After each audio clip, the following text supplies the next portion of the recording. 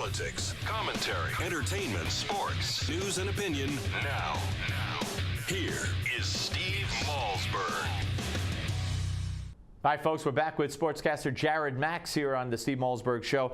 All right, let's talk about Michael Sam, who, of course, came out as a gay athlete, as a college athlete. Now he's entered into the NFL draft, and I got to tell you, Jared, there's all kinds of speculation during the scouting combine. He ran a 40-yard dash in 4.8s and 4.9s, did fewer bench press reps than a smaller teammate. And Nate Silver's new 538 blog this week crunched the numbers and judged Sam as a likely sixth-round projection. And he said that sixth-ish round projections are a coin flip to be one of the final 64 or so names left off the board completely. What do you see happening for Michael Sam? 256 players are going to get drafted in the NFL, Steve. And I read the 538 piece by Nate Silver, and some interesting stuff in there we can talk about. Michael Sam, the fact that he's projected and by Scouts Inc., as Nate Silver told us, that he's projected as the sixth-round pick. Think in terms, you go to the supermarket, and there are a few top brands that you're going to buy from. And then there are a whole bunch of other brands. You might pick one of those other brands, unless you're, always going, but we only have 7 rounds. This isn't like it used to be in the NFL years for 12 rounds. So there's limited picks.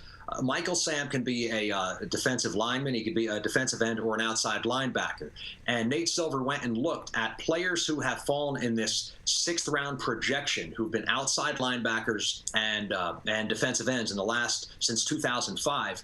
Only 10% have actually gone in this sixth round. Whether or not he gets drafted, obviously, we're going to know in a few days. My take is this on Michael Sam. Before we were talking about Johnny Manziel. And Johnny Manziel, I don't think probably, the NFL's so big on character, the Wonderlic test. They want to know what somebody is made of outside of their physicality.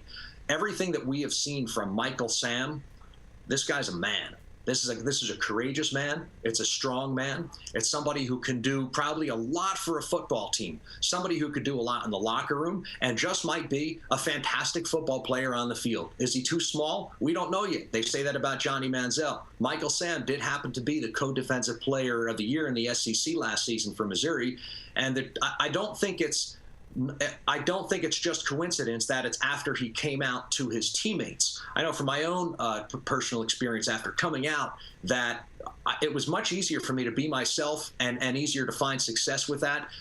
And again, I mentioned before Johnny Manziel, how teams will sell jerseys. He will fill the stands. I don't know if Michael Sam necessarily fills the stands. I think whatever community he would be drafted into, whatever team, I'm sure that the gay LGBTQ community is going to support him, but it'll only make up for so much. However, there is a lot of money to be made, and teams recognize that just all they have to do is look at Jason Collins of the Brooklyn Nets, that when he went to the Nets, his number 98 jersey became the number 1 selling jersey in the NBA that week. And I could tell you, Steve, I'll go out and buy a Michael Sam jersey just because recognizing that, wow, what this guy's been through. Again, with the NFL, it's so much about character. If a team has a choice between a guy who they know has character, who can sell a lot of jerseys, I mean, it is a business. I think you're a fool not to take him. Right. Not obviously the reason because he could really help your team as a football player. Right, and just the Milwaukee Journal Sentinel said on Sunday they polled 21 anonymous scouts.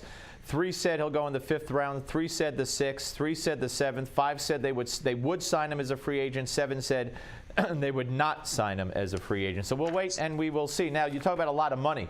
Boy, did Richard Sherman get a lot of money. He just signed a new deal with Seattle, a $57.4 million contract extension. Of course, we should point out in football, if you cut, if you're injured, chances are you're not getting that money. Some of it could be guaranteed, and for big stars, quarterbacks, maybe all of it's guaranteed. But football is a different animal than baseball or the other sports where if you get hurt, and they cut you, you may not get it. But he also had something interesting to say. He said that he doesn't believe that NFL Commissioner Roger Goodell would stand up to an owner the way his NBA counterpart Adam Silver did when he banned Donald Sterling for life. Asked in an interview with Time Magazine if he thought Goodell would take the same stance, he said, "No, I don't."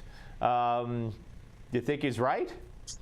Steve, I've been thinking about this. He was asked that question He didn't, as far as we know, he didn't offer this. And so what happens is the headline then becomes, whoa, Sherman says Goodell wouldn't do this. And now Roger Goodell and Richard Sherman probably have to have a little time where they spend some time talking. But he went on to give a reason. Like he said, we have the Redskins with a name like the Reds. So he went on and justified his answer. That's what I want to get to, is that we want to, look, we have, Steve, we have real problems in our world. And as much as we try to gloss over and say everything is pretty and all, racism is real, and nationalism and jingoism is real. And the truth is, have Native Americans, do they have a right to be complaining about the way they've been treated since they were the first ones here, say?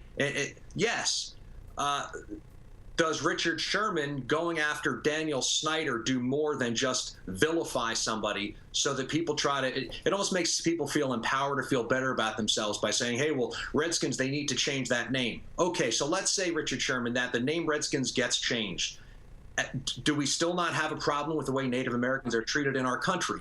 I just don't. I don't like that, again, part of the gotcha game. We want to vilify somebody. Sterling gets vilified. We've seen comments from Michael Jordan this week where people say, whoa, well, that's from years ago. It's not all the prettiest world that we're trying to portray, and I think it's kind of we get Salem witch trial like. Yeah, no, I hear you. Yeah, and just one more point: the polls of Native Americans show that they don't care by over 80%. They have no problem with the name Redskins, for the record. But anyway, Jared, great to talk to you, my friend, and enjoy your meal that you're about to have at an undisclosed location. Yes, where you and I are still needing to go in I know, that's crazy, isn't it? I promise. We'll do something this weekend. Excellent. All right, Jared, take care. Jared Max, ladies and gentlemen, here on the Steve Malzberg Show. Always great to talk to him. Lots going on in the world of sports, not the least of which is the Rangers down 3-1 to the Penguins. Ha!